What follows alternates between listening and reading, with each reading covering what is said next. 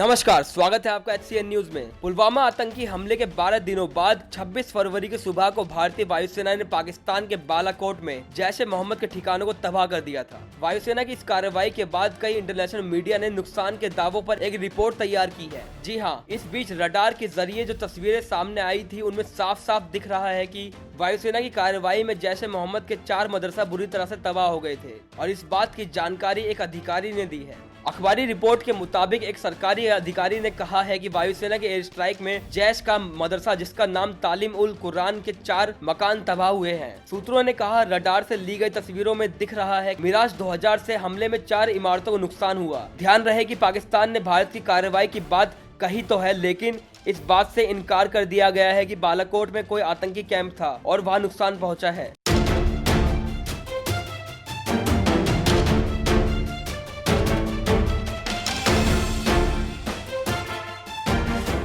पाकिस्तान के विदेश मंत्री शाह महमूद कुरैशी भी अपने इस आतंकवादी का बचाव करते हुए कई बार कह चुके हैं कि जैश का इसमें कोई हाथ नहीं था। अधिकारी ने यह भी बताया कि एयर स्ट्राइक के बाद पाकिस्तान ने मदरसे को क्यों सील किया। आखिरकार मदरसे का मुआयना करने गए पत्रकारों को तुरंत जाने की इजाजत क्यों नहीं दी गई। लेकिन रडार से ली गई तस्वीर जिससे कि साफ पता चलता है कि मदरसा को गेस्ट हाउस की तरह भी इस्तेमाल किया जाता था और यहाँ मौलाना मसूद अजहर, जिसे जैश चीफ का भाई भी कहा जाता था, वो यहीं पर रहता था। एक एल शेप के मकान में आतंकी ट्रेनर रहते थे और तो और 2 मंजिला मकान में छात्रों को रखा जाता था। बाकी के मकान में ट्रेनिंग कैंप पाए गए जहां आतंकवादियों को सुरक्षित रखा जाता था, जिसे कि बम से उड़ा दिया गया। उस अधिकारी के मुताबिक ये तस्वीरें सैटेलाइट तस्वीर की तरह साफ नहीं है क्योंकि उस दिन घने बादल थे। उनका ये भी कहना है कि ऑपरेशन को इस तरह अंजाम दिया गया कि जिससे कि आम नागरिक को किसी भी तरह का नुकसान न हो और वायुसेना को एकदम सटीक जानकारी थी। आपको बता दें कि पुलवामा हमले के बाद जब भारत ने जवाबी कार्रवाई का फैसला किया, तब से बालाकोट भारतीय खुफिया एजेंसी के निशाने पर था, जो JEM यानी जैश ए मोहम्मद का ठिकाना है और पुलवामा हमले की साजिश बालाकोट आतंकी शिविर में ही बनाई गई थी।